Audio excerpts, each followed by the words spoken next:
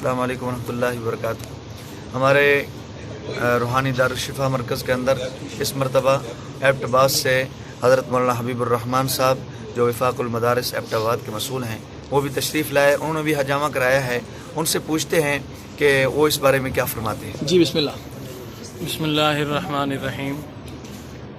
अल्हम्दुलिल्लाह, यहाँ पाकिस्तान भर से हज़रात आए हैं और जो सबसे पहला अमल हमारा हिज़्बुल बार का हुआ, आज वो पाया तकमील पर पहुँचा है और इसके अख्तिताम पर हमारे हकीम हाफिज़ उबैदुर्रहमान साहब तशरीफ़ लाए हैं और हिजामा जो है उसका एक अमल यहाँ पर कराया गया है।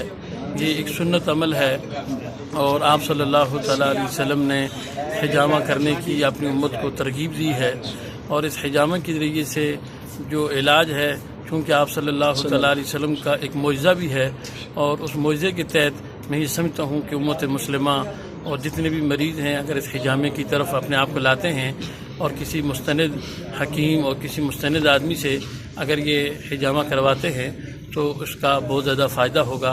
अल्लाह जल्ल शानु हमें सुन्नत की पैरवी की तरफ जो है चलने की तौफीक नसीब फरमाए और तमाम के तमाम उम्मत मुस्लिमा के जो है मरीज़ हैं, अल्लाह ताला सबको कामिल शिफा नसीब फरमाए। बहुत शुक्रिया।